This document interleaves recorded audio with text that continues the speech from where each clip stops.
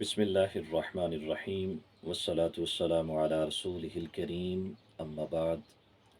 امام احمد بن حنبل رحمۃ اللہ علیہ سیدنا ابو ہریرہ رضی اللہ تعالی عنہ سے روایت کرتے ہیں، سرکار دو عالم نور مجسم شفیع معظم صلی اللہ علیہ وآلہ وسلم نے ارشاد فرمایا، پروردگار عالم جل جلالہ 7 افراد کو سخت ناپسند فرماتا ہے۔ 7 ایسے افراد کہ جو اللہ رب العالمین کے ہاں ناپسندیدہ ہیں اور اللہ ان کے کردار کی وجہ سے ان سے ناراض ہے۔ ان میں سب سے پہلے نمبر پہ ارشاد فرمایا جعزری، ہر وہ شخص جو سخت مزاج ہو، اس کی سخت مزاجی جہاں لوگوں کو اس سے دور کر دیتی ہے اور لوگ اس کے جملوں کی وجہ سے، اس کے سخت انداز کی وجہ سے اس سے ناراض ہو جاتے ہیں، اسی طرح خالق کائنات جل جلالہ بھی اس شخص سے ناراض ہو جاتا ہے۔ دوسرے نمبر پہ جوازن، وہ شخص جو تکبر کرتا ہے، اس کی گفتگو میں، اس کی چال ڈھال میں اور اس کے انداز زندگی کے اندر تکبر کی جھلک ہو، متکبرانہ جس بندے کا انداز ہو، خالق کائنات جل جلالہ اس شخص کو بھی ناپسند فرماتا ہے۔ یعنی وہ شخص اپنے آپ کو دوسروں سے بہتر سمجھتا ہے، اپنے خاندان کے اعتبار سے یا اپنے علم کے اعتبار سے، اپنے عہدے اور منصب کے اعتبار سے یا اپنی جسمانی خوبصورتی یا طاقت کے اعتبار سے، تو ایسا شخص کہ جس کے پاس جو کچھ ہے وہ اللہ کا دیا ہوا ہے، جب وہ دوسرے لوگوں پر اپنے آپ کو فوقیت دیتا ہے اور دوسروں کو اپنے سے کمتر سمجھتا ہے، تکبر کا شکار ہوتا ہے، تو خالق کائنات جل جلالہ اس شخص سے ناراض ہو جاتا ہے۔ تیسرے نمبر پہ میرے آقا صلی اللہ علیہ وسلم نے ارشاد فرمایا سخاب بالاسواق، وہ شخص جو بازاروں کے اندر شور و غل کرتا ہے، غل غبارہ کرتا ہے، آوازیں بلند کرتا ہے اور دوسروں کو تکلیف پہنچاتا ہے، ایسا شخص بھی اللہ رب العالمین کو پسند نہیں ہے۔ سید عالم نور مجسم شفیع معظم صلی اللہ علیہ وسلم کے اخلاق کریمانہ میں سے آپ کی ایک خوبی یہ بھی تھی کہ آپ بازار میں کبھی بھی چلا کر نہیں بولے، انتہائی بردباری کے ساتھ، انتہائی نرم مزاجی کے ساتھ آپ نے کلام فرمایا۔ تو آپ کی امت کو بھی یہی تعلیم ہے کہ وہ ہمیشہ نرم مزاج کو اختیار کرے، احسن انداز میں گفتگو کرے، اور بالخصوص اگر کبھی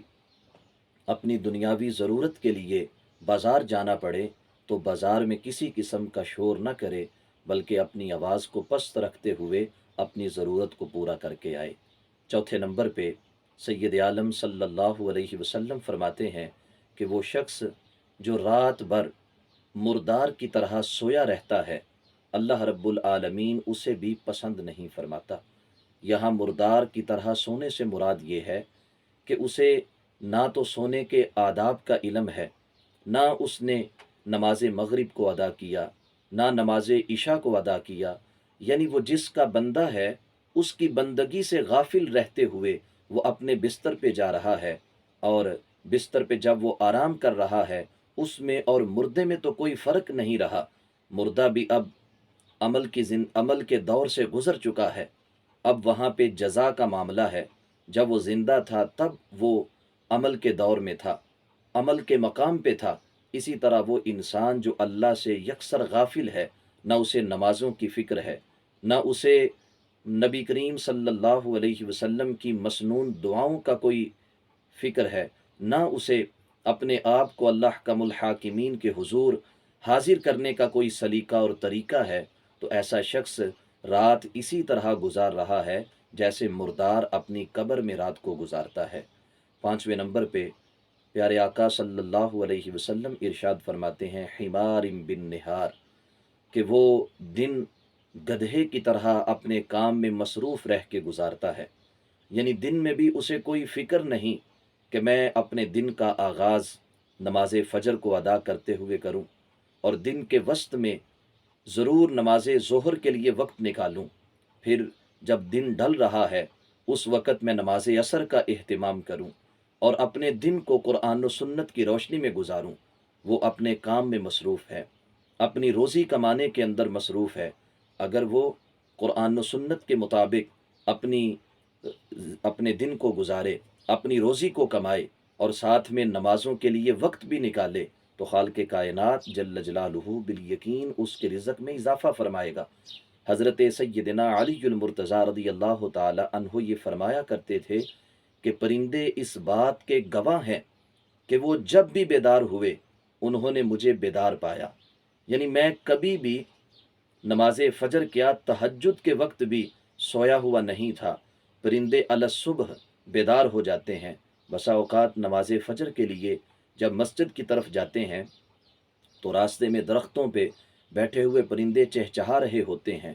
ان کی آوازیں اٹھ رہی ہوتی ہیں، اور حضرت مولا مرتضیٰ رضی اللہ تعالی عنہ کا فرمان یاد آتا ہے کہ ابھی نماز فجر بھی نہیں ہوئی اور پرندے بیدار ہیں، اور حضرت علی فرماتے ہیں کہ میں جب بھی بیدار ہوا، بلکہ پرندے جب بھی بیدار ہوئے انہوں نے مجھے اپنے سے پہلے بیدار پایا، یعنی وہ تو تہجد گزار لوگ تھے۔ اور ہمیں اس بات سے یہ سیکھنا ہے کہ ہم بھی اس بات کو اپنا معمول بنا لیں کہ کبھی پرندے ہم سے پہلے بیدار نہ ہوں۔ اور رہا معاملہ عبادات کے لیے وقت نکالنے کی صورت میں کہیں رزق میں کمی نہ آ جائے، تو اللہ احکم الحاکمین سورہ طٰہٰ میں یہ ارشاد فرماتا ہے وَأْمُرْ أَهْلَكَ بِالصَّلَاةِ وَاصْطَبِرْ عَلَيْهَا، کہ اے انسان اپنے اہل خانہ کو نماز کا حکم دے اور خود بھی اس کے اوپر صبر کر۔ لا نسألک رزقا، ہم تم سے رزق کا سوال نہیں کریں گے، نحن نرزقک، ہم تمہیں رزق عطا کرتے ہیں، والعاقبۃ للتقویٰ، نماز پڑھنے کی صورت میں رزق میں بھی اضافہ ہوگا اور آخرت بھی بہتر ہو جائے گی۔ تو سید عالم صلی اللہ علیہ وسلم نے فرمایا وہ شخص کہ جو اپنے دن کو گدھے کی طرح گزار دیتا ہے احکامات الہیہ سے دوری اختیار کرتے ہوئے یا قرآن و سنت کی تعلیمات سے غفلت برتتے ہوئے، اس کو بھی اللہ رب العالمین ناپسند فرماتا ہے۔ چھٹے نمبر پہ سید عالم صلی اللہ علیہ وسلم نے فرمایا عالمن بامر الدنیا، وہ دنیا کے معاملات کا تو ماہر ہے،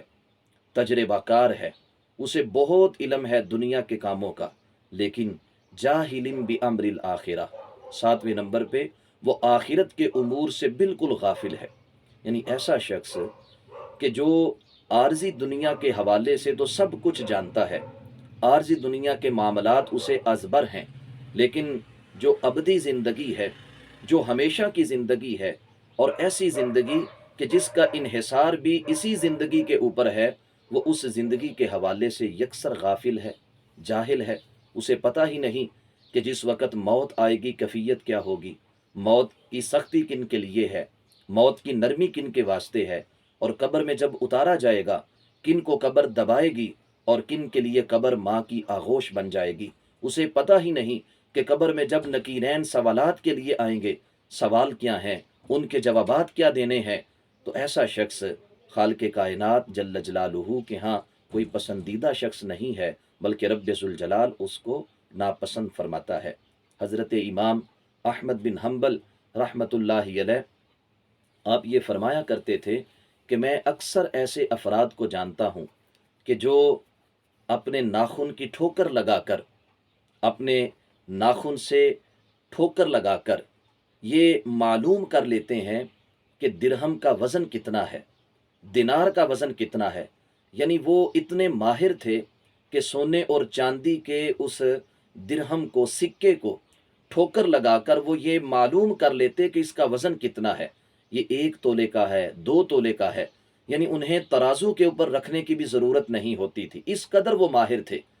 لیکن آخرت کے معاملے میں بالکل نابلد تھے، نہ انہیں قرآن پڑھنا آتا ہے، نہ انہیں آقا کونین صلی اللہ علیہ وسلم کی سنتوں کا علم ہے، نہ انہیں لوگوں کے ساتھ حسن سلوک سے پیش آنے کا کوئی سلیقہ ہے، تو ان کی ایسی زندگی کہ جو قرآن و سنت سے دور رہتے ہوئے گزر رہی ہے، بالیقین ان کے لیے اس کا جواب دینا مشکل سے مشکل تر ہو جائے گا۔ اس واسطے آئیے ہمارے آقا صلی اللہ علیہ وسلم نے جن 7 افراد کا ذکر کیا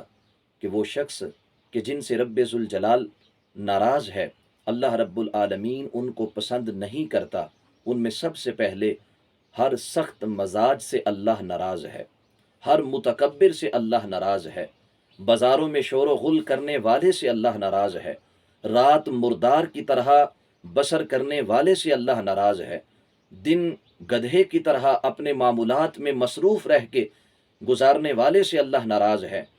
دنیاوی کاموں کے عالم اور آخرت کے امور کے جاہل اور غافل سے اللہ رب العالمین ناراض ہے۔ دعا ہے اللہ حکم الحاکمین ہمیں ان 7 افراد جیسا بننے سے محفوظ فرمائے، ہمیں نرم مزاجی عطا فرمائے، ہمیں عاجزی اور انکساری عطا فرمائے، ہمیں اپنے دن اور رات قرآن و سنت کے مطابق گزارنے کی توفیق عطا فرمائے، اور ہمیں آخرت کی فکر رکھنے کی توفیق بخشے۔ وآخر دعوانا ان الحمد للہ رب العالمین۔